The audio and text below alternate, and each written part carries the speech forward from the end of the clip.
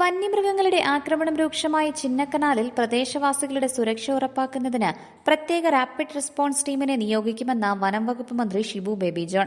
ചിന്നക്കനാലിൽ കാട്ടാനയുടെ ആക്രമണത്തിൽ മരിച്ച മാരിയുടെ കുട്ടികളെ സന്ദർശിക്കാനെത്തിയതായിരുന്നു മന്ത്രി. ഇടുക്കി ലൈവ് വാർത്തകൾ നിങ്ങൾക്കായി അവതരിപ്പിച്ചത് Glamours Heaven unisex salon, Idukkikavala bypass road, Kattappana. RRTക്ക് ആവശ്യമായ സൗകര്യങ്ങൾ ഏർപ്പെടുത്തും. നിലവിലുള്ള RRTക്കൊപ്പം പൂർണ്ണ സജ്ജമായിട്ടുള്ള അധിക റാപ്പിഡ് റെസ്പോൺസ് ടീമിനെയാണ് അടിയന്തരമായി നിയോഗിക്കുന്നത്. ഇത് സംബന്ധിച്ച് ഉടൻ ഉത്തരവിറക്കും. പുതിയ RRTയുടെ സേവനം അടിയന്തരമായി പ്രദേശത്ത് ലഭ്യമാക്കും.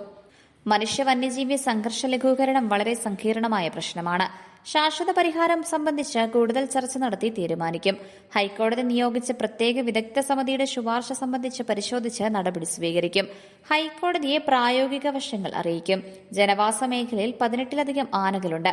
ആനയുടെ സഞ്ചാരപാതയിൽ പലയിടത്തും തടസ്സപ്പെട്ടിട്ടുണ്ടെന്ന് ഹൈക്കോടതി നിരീക്ഷിച്ചിട്ടുണ്ട്. ചില ഭാഗങ്ങളിൽ ആദിവാസി വിഭാഗങ്ങൾ കുടിയേറി പാർത്തിട്ടുണ്ട്. റവന്യൂ ഭൂമിയിൽ നിർമ്മിച്ച സ്വകാര്യ വൻകിട സ്ഥാപനങ്ങളുമുണ്ട്. ഇതെല്ലാം ആനയുടെ സഞ്ചാരപാത തടസ്സപ്പെടുത്തിയിട്ടുണ്ട്. ചിന്നക്കനാലിൽ നിങ്ങൾക്ക് അറിയാവുന്ന പോലെ വളരെ സങ്കീർണമായ ഒരു വിഷയം തന്നെയാണ്.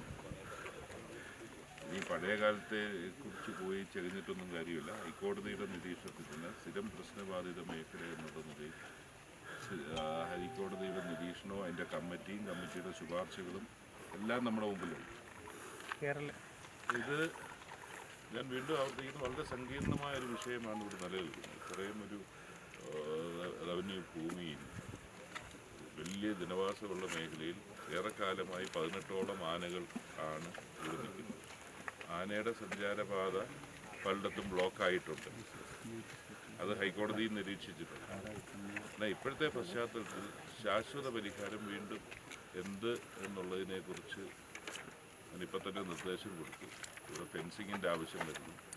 ഫെൻസിങ് ഒന്നും ഈ ഇത്രയും ഒരു ജനവാസ മേഖലയിൽ മൊത്തം ഫെൻസ് ചെയ്ത് എങ്ങനെ ചെയ്യാനൊക്കെ എന്നുള്ളതിനെക്കുറിച്ചൊക്കെ പഠിക്കേണ്ടിയിരിക്കും.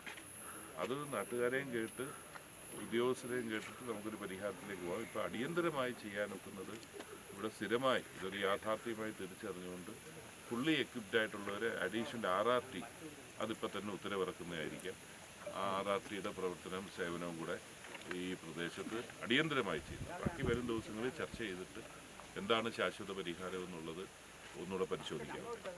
ഈ ഹൈക്കോടതി ഓരോന്നായിട്ട് എടുത്തിട്ട് അത് ഞാൻ മനസ്സിലാക്കുന്നത്, ഞാൻ ബ്രീഫായിട്ട് അത് അറിഞ്ഞ പല നിർദ്ദേശങ്ങളുണ്ട്.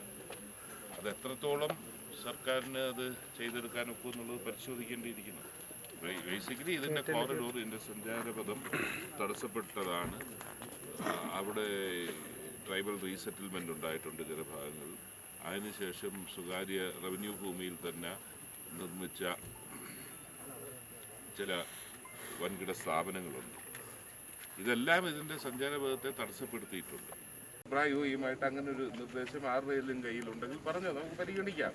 എല്ലാവർക്കും അറിയാമല്ലോ ഇത്. അതിൽ നിന്നുകൊണ്ട് എന്താണ് ചെയ്യാൻ ഒക്കുന്നത്. ഇപ്പോൾ ഇവിടെ വന്നപ്പോൾ ഒരു RRT ഉണ്ടെങ്കിൽ നാട്ടുകാരടക്കം പറഞ്ഞത് RRTയുടെ പ്രവർത്തനത്തിൻ്റെ പോരായ്മയല്ല, അവർക്കുള്ള പരിമിതിയും കൂടുതൽ എക്സ്ക്ലൂസീവായിട്ടുണ്ടെങ്കിൽ കുറച്ചുകൂടെ സുരക്ഷിതത്വ ബോധം അവർക്കുണ്ടാവും. അതിപ്പോൾ എനിക്ക് ചെയ്യാൻ പറ്റുന്ന കാര്യമാണ്. അതിന് തീരുമാനമെടുത്തു. ബാക്കിയുള്ള കാര്യങ്ങൾ നമുക്ക് തീർച്ചയായിട്ടും പഠിച്ചിട്ട് ചെയ്യാം. വർഷങ്ങളായി നിലനിൽക്കുന്ന ഒരു പ്രശ്നം, അതിന് ഞാൻ അതിൻ്റെ പരിഹാരത്തിൻ്റെ റെസിപ്പിയായിട്ടല്ല വന്നത്. ഇതൊന്ന് മനസ്സിലാക്കിയിട്ട് പരിഹാരത്തിലേക്ക് പോവുകയാണ് വേണ്ടത്. ശാശ്വത പരിഹാരമാണ് ലക്ഷ്യം. ഇത്രയധികം ജനവാസമുള്ള മേഖലയിൽ ഫെൻസിംഗ് പോലുള്ള പ്രതിരോധ പ്രവർത്തനത്തിന്റെ പ്രായോഗികത പഠിക്കേണ്ടതുണ്ട്. നാട്ടുകാരുടെയും ഉദ്യോഗസ്ഥരുടെയും അഭിപ്രായം മനസ്സിലാക്കി പ്രശ്നം പരിഹരിക്കാനാണ് ശ്രമിക്കുന്നത്. MPയും MLAയും നിരന്തരമായി പ്രശ്നം സംബന്ധിച്ച് ചർച്ച നടത്തുന്നുണ്ടെന്നും മന്ത്രി പറഞ്ഞു. മാരിയുടെ മക്കളെ വനം വകുപ്പ് ദത്തെടുത്തു. അവർക്ക് മെന്ററെ നിയമിച്ചു. 18 വയസ്സുവരെയുള്ള അവരുടെ എല്ലാ കാര്യങ്ങളും വകുപ്പ് നിറവേറ്റും. റേഷനും ഭക്ഷ്യവസ്തുക്കളും എത്തിച്ചുകൊടുക്കും. 5000 രൂപ മാസച്ചെലവിന് നൽകും. സ്കൂളുമായി ബന്ധപ്പെട്ട ചെലവുകൾ വഹിക്കും. ഭാവിയിൽ വീട് ആവശ്യമാണെങ്കിൽ അത് സംബന്ധിച്ച് നടപടി സ്വീകരിക്കും. മൂന്നാറിൽ ബഫർ സോണിൽ ജനവാസ മേഖല ഉൾപ്പെട്ടിട്ടുണ്ടെങ്കിൽ അത് ഒഴിവാക്കാൻ നടപടി സ്വീകരിക്കും. ഇത് സംബന്ധിച്ച് 30-ന് മുഖ്യമന്ത്രിയുടെ നേതൃത്വത്തിൽ യോഗം ചേരും. ജനവാസ മേഖല ഒഴിവാക്കി കരട് റിപ്പോർട്ട് സമർപ്പിക്കുമെന്നും മന്ത്രി പറഞ്ഞു. കാട്ടാനയുടെ ആക്രമണത്തിൽ പരിക്കേറ്റ മാരിയുടെ മകൻ രക്ഷണയെയും മകൾ രക്ഷണയെയും മൂന്നാർ ലോക്ക്ഹാട്ടിൽ ബന്ധുവീട്ടിലെത്തി മന്ത്രി സന്ദർശിച്ചു. നന്നായി പഠിക്കാനും പഠനത്തിനാവശ്യമായ എല്ലാ സൌകര്യങ്ങളും ചെയ്തു നൽകുമെന്നും മന്ത്രി ഉറപ്പു നൽകി. മരിച്ച മാരിയുടെ സഹോദരി മുനിയമ്മയുടെയും ഭർത്താവ് മുനിയാണ്ടിയുടെയും സംരക്ഷണത്തിലാണ് കുട്ടികൾ. ചിന്നക്കനാൽ ഗവൺമെന്റ് ഹയർ സെക്കൻഡറി സ്കൂളിലെ 7ാം ക്ലാസ് വിദ്യാർത്ഥിയാണ് രക്ഷണ ഇതേ സ്കൂളിലെ 10ാം ക്ലാസ് വിദ്യാർത്ഥിനിയാണ്. വീട്ടിലെത്തിയ മന്ത്രി രണ്ടുപേർക്കും സൈക്കിൾ നൽകിയ ശേഷമാണ് മടങ്ങിയത്. Advocate Dean Kuriakose MP, F Raja MLA എന്നിവരും മന്ത്രിക്കൊപ്പമുണ്ടായിരുന്നു. Idukki live news Munnar.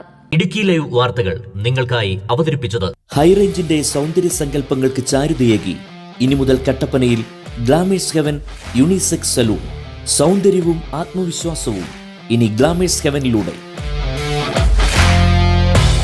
Professional services, bridal makeup, hair spa, hair styling and colouring, hair straightening and smoothening, pedicure and manicure, വിസ്മയിപ്പിക്കുന്ന മേക്ക് ഓവർ അനുഭവം, ബ്രൈഡ് ആൻഡ് ഗ്രൂം വർക്കുകൾ.